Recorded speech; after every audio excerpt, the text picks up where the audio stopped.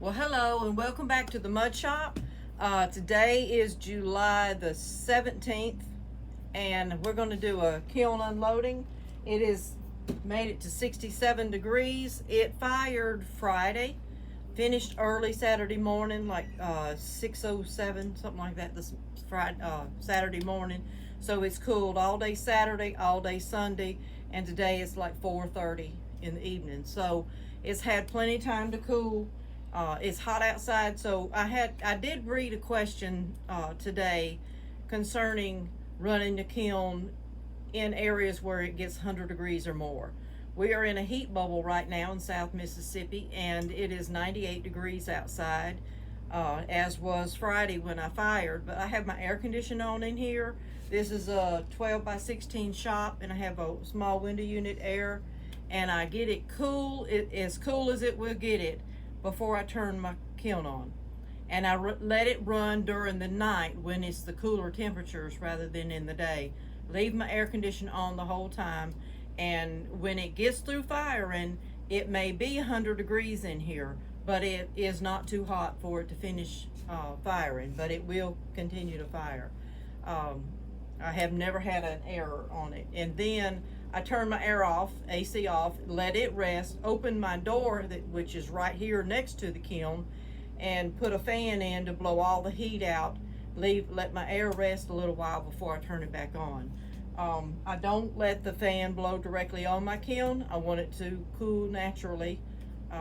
That's why it takes so many days. I do have 3-inch brick. This is a Scut 1027 with 3-inch brick, and this is firing number 120. I've not done anything to it. So here we go. Let me get my hair pulled to the side, get it out of the way. We will open it. I have not even peeked. I've not opened it nor looked. I have my notes here. Okay. All right, looking good, looking good. My witness cones, let's see. I'll set them on my little notebook and you can see these. 4, 5, and 6. So you can see I got a good 6, cone 6, or start of cone 6. It's not a hot cone 6 in my firing. So I'll set these to the side. I always keep the last couple witness cones so that I have something to compare with, to make sure my elements are still working. There's also witness cones towards the bottom so I can keep up with top and bottom. All right, first I'm gonna show my tea infuser. Now I fired this. I want it glazed all around because it's going to be sitting inside the mug with tea leaves in it, and I wanted it glazed everywhere, so I fired it on a stilt, and you can see they just pop off lightly. And if it leaves marks, I don't feel any marks on it, but if it was to leave marks, I would sand them down with a Kemper stone. What is a Kemper stone? Well, also if you don't have a Kemper stone, this is a Kemper stone. And I just sand it down and it makes it smooth. But if you don't have a Kemper stone, take a piece of your clay that you fire. Actually, if you have clay that's got grog, it works even better. Just cut you a little piece of clay and fire it completely. Put it in your kiln and vitrify it. Don't glaze it or anything. And it makes the perfect thing to, you always hear stone sharpen stone. Well, there you go. That will work. So that's the tea infuser. Oh, and the colors, I used George's Interactive Pigment, the indigo, and then clear on the outside. And on the inside, I used Sapphire Float, which is an Amico glaze. And my glazes, most of the time I have 3 good coats. If it's a Celadon, I'll put on a little more to make it a little thicker. If the glaze is real thick, I won't put quite as much. You just kind of learn what 3 coats of glaze looks like. That doesn't mean that I have to brush it on 3 times. Sometimes it takes a little longer. Here's my notes here. I'm going to try my best to keep up with what I've got. I've got the little cup I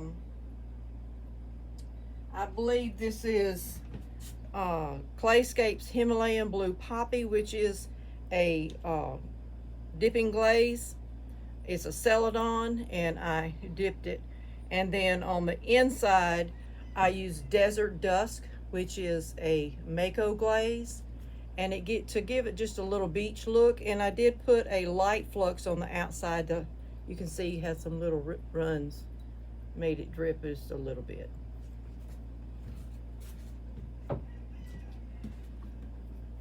Also, I make flowers. This is a magnolia. I have a request to try to show how I make these. I will get to that, just hang on. But I make this on a little disc, and then I just dip this in Clayscape's cream, just one dip.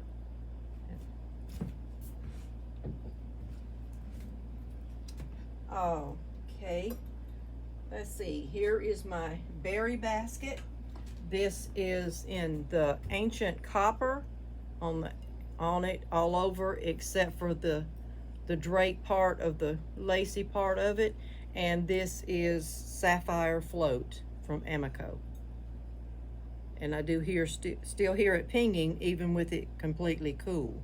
And the bottom, I did put the glaze on it and wipe it back so that it's got a little bit of color. It didn't leave it completely white.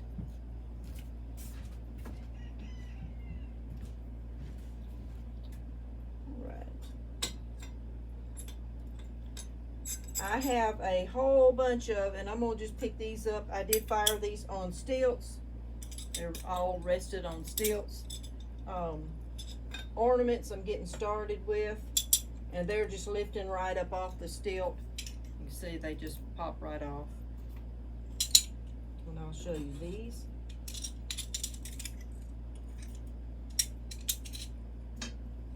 Okay. These I made with a stamp and a cutter, and I did glaze front and back. I just dipped these in the Clayscape's cream. It does show through. I did red stroke and coat, kind of thinned it out like a wash, and let the glaze float into the recessed areas where the stamp is. So I have Merry Christmas, I have Joy, and Believe. But anyhow, and I did make sure that I had the hole cut in the top so that I can run a little piece of lace through them for the little hook to go through. Let me gather all these stilts.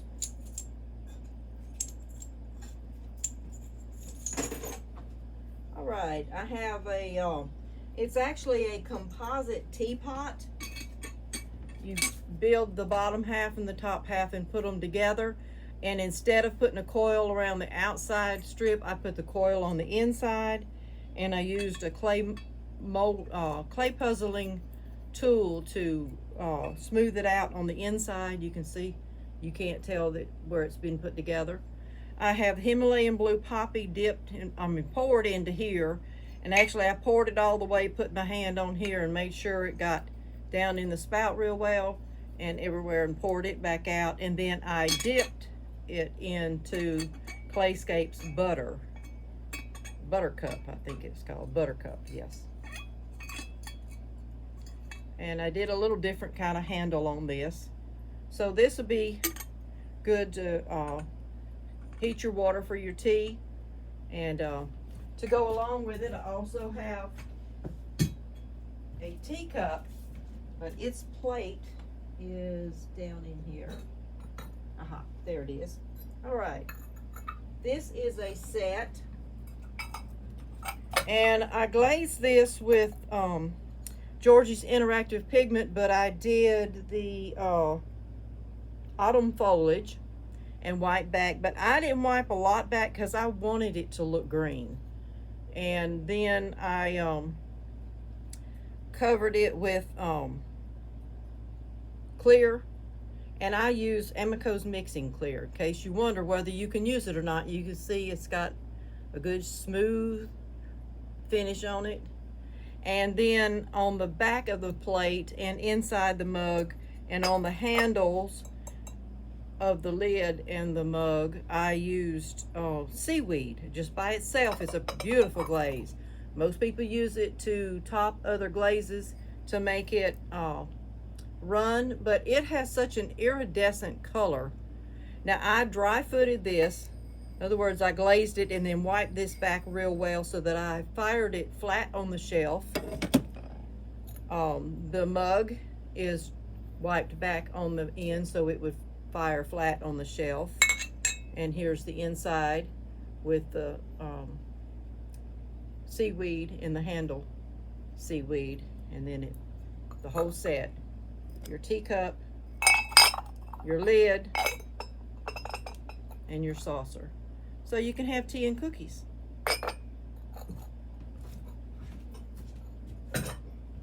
Looks like I had tea in mind when I was making this last few weeks.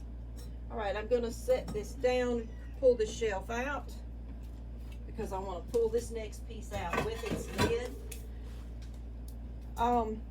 I asked several people, well, I put on my site suggestions for colors, and I had one suggestion for the teal, and I know that's about my favorite color of glaze. It is just gorgeous.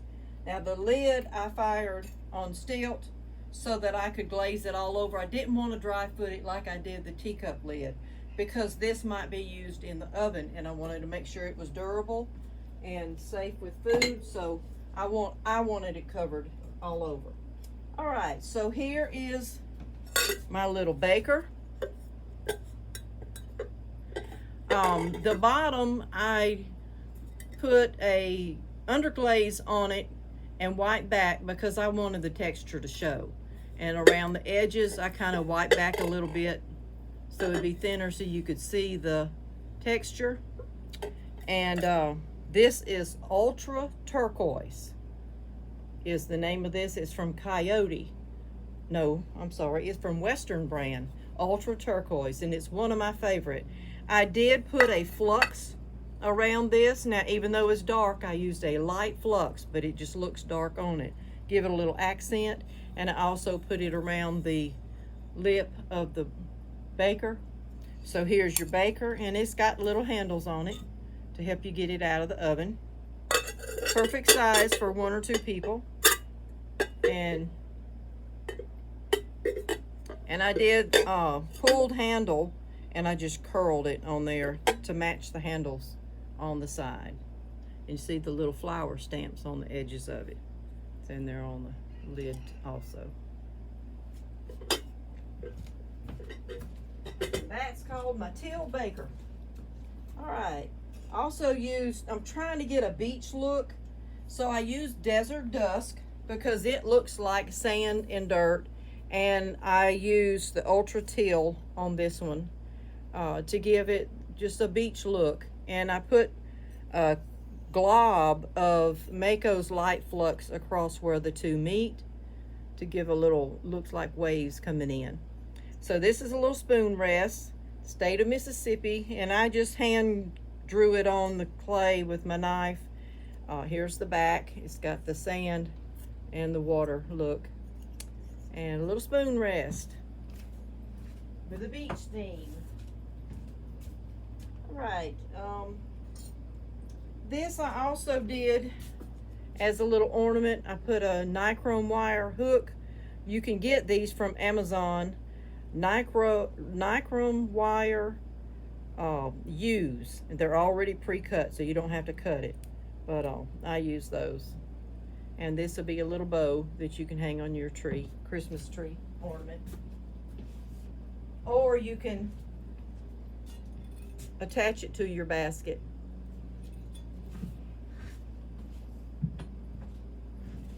And I'll probably be making some more of those bows. All right, here's the piece.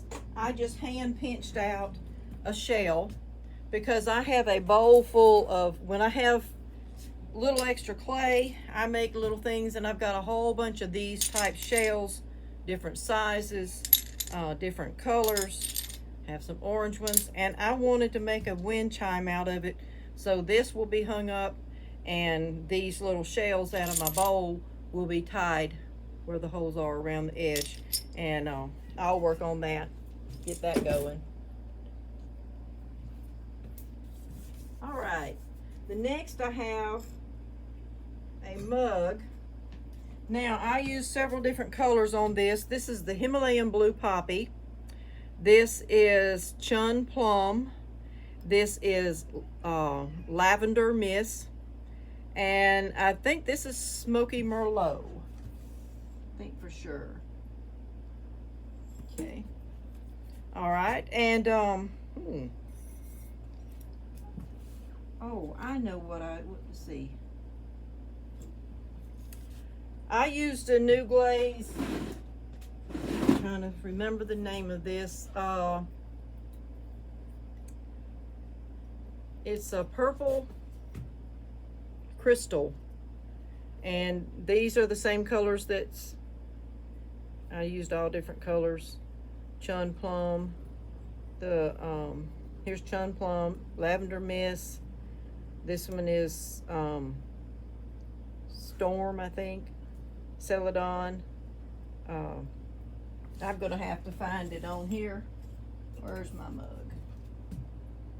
All right, here's the colors. I used Chun Plum, Smoky Merlot, Lavender, Rainforest, Ultra Turquoise, and Purple Crystal. And the Ultra Turquoise is what I put here for the handle, and Purple Crystal is what's on the inside.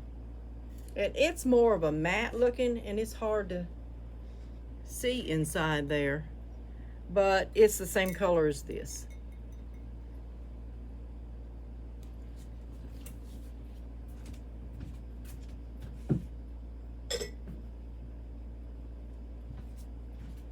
All right,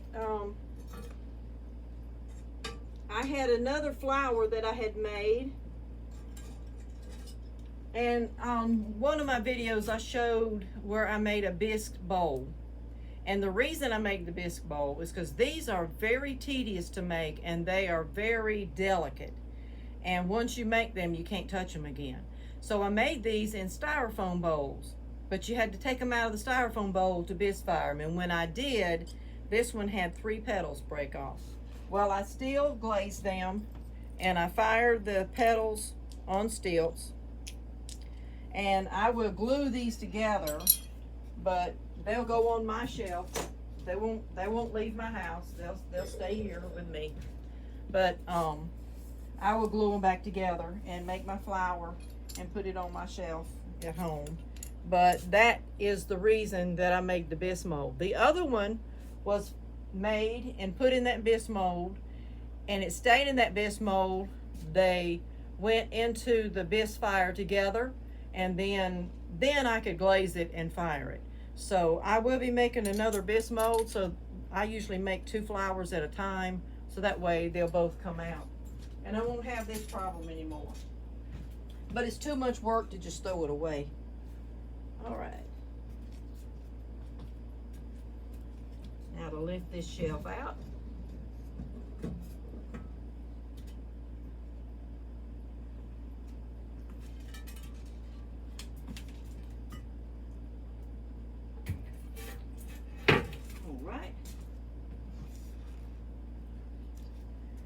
All right, let me get some of these out.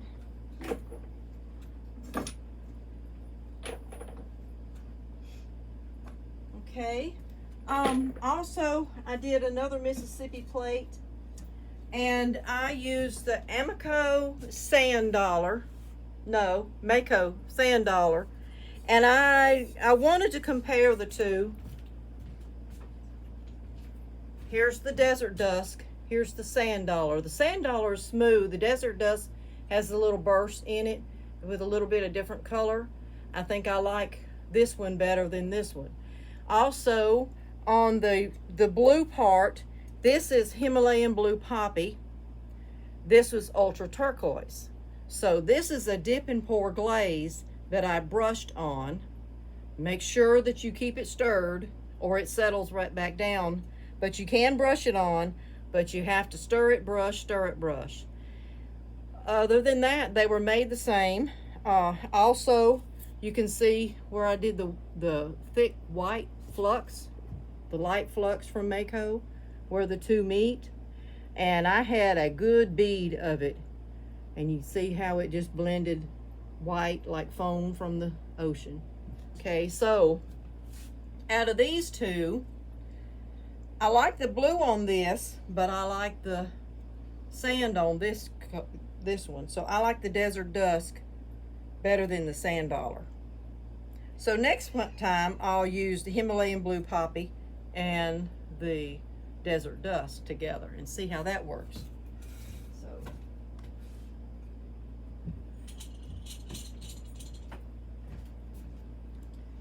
all right, this is Clayscapes Cream on top of Stroke and Coat painted on.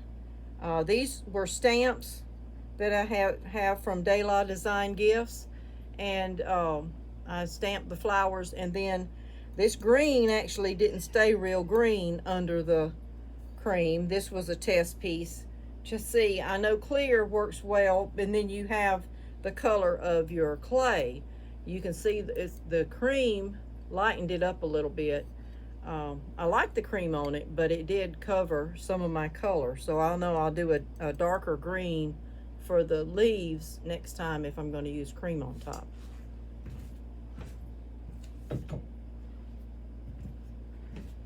Okay, last piece on this shelf is Christmas in July. And this is a nativity plate. This is the first one I've done in the circle plate. I usually make a rectangle, which I've got one in the bottom of the kiln.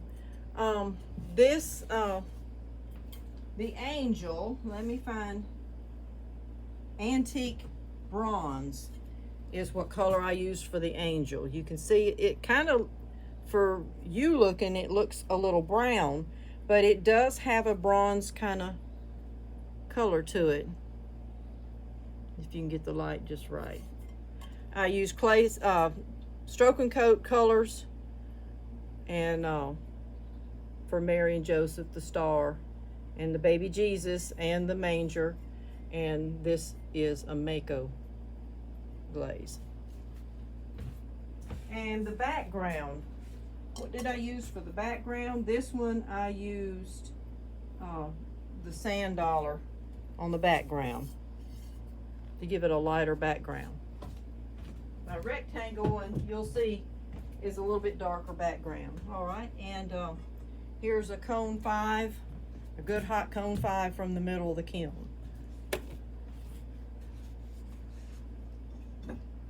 Move some shells. Come on down.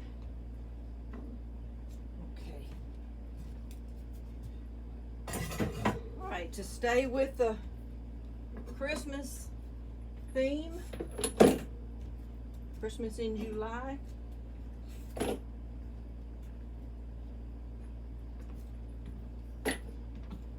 All right, this one I did the same with these colors. This is the antique bronze.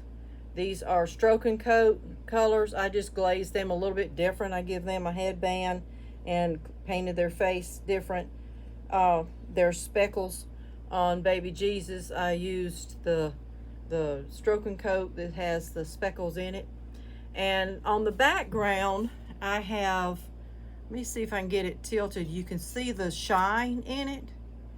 This is Cosmic Tea Dust. Now, someone asked the other day, what color was Cosmic Tea Dust by itself without putting it on anything?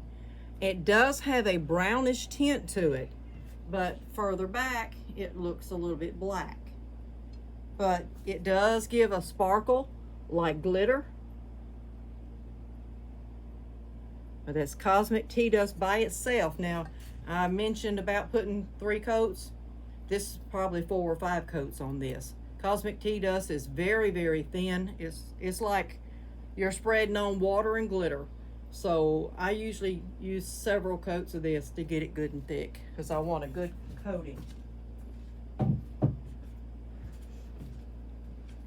right, and this Mississippi plate, I believe, is Nimbus on the background, and Stroke and Coat brown and cottontail for the cotton Mississippi plate. And you can see the Nimbus it just looks dark from where you're looking, but it does have a purplish tint to it. Just a hint of lavender. But you can see the texture through it.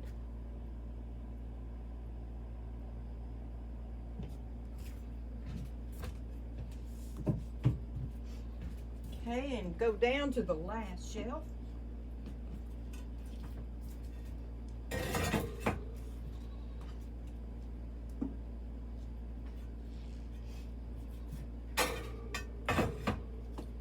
Right, now this plate I did, like I mentioned, the Desert Dusk and the Himalayan Blue Poppy, and this is, I think, the best combination. I love the Himalayan Blue Poppy because it does show the texture through it, and I like this Desert Dusk because it's got character to it, to me. And again, I put a good heavy bead of Mako's light flux along where they join. So it's a July theme with the sea and Christmas in July. I had a little bit of, I forgot to put an extra foot in the middle of this plate. Anytime you have a span more than 8 inches, you should put an extra foot or support. So I cut a little piece of clay and I kept it under it, and it dried with it under it. It went with it to this fire, and when I got it glazed, it went with it to the glaze fire, so it did not sag. So there is a way you can remedy it if you forget to put a foot support in it. So now there's no sagging, no warping, perfect platter.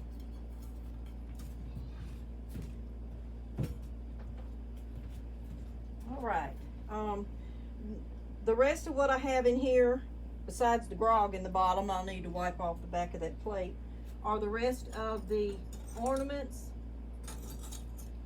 These I did in Snapdragon, and I did not glaze the backs of these, just the front. So here's the clay, and here's the Snapdragon. And I just, I did do the red and float the letters like I did with the first ones I pulled out, to give it a little bit darker, so it would for sure stand out. And then I will, here's the Believe, Joy, Merry Christmas. But I've got several of them in there, and I'll get the rest of them out. Then I have about a dozen of these. Now these were a stamp.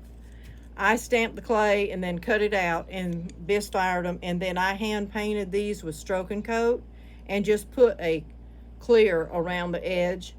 The Stroke and Coat gives a shine. It is a wonder glaze. You can use it like an underglaze. It does not move when you fire it. You see how crisp and clear the edges are. If I can remember what I put in the background,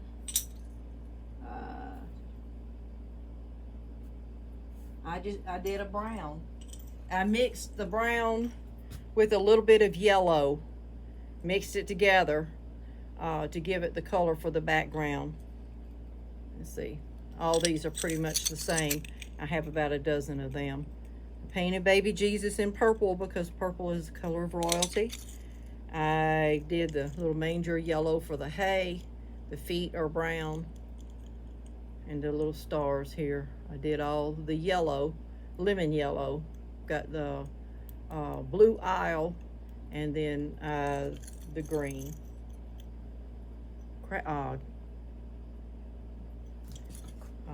Apple green or something like that. And that's all that's in here except for the rest of those ornaments. I'll get them out. And I thank you for joining me in the mud shop. Next things to be made, I'll let you know. And follow me on Facebook, Dianna's Mud Shop, and like and share the page. Help get my name out, and give a thumbs up and subscribe to my channel, and you'll be sure to be notified next time I put up a video. And I thank you for watching. Bye.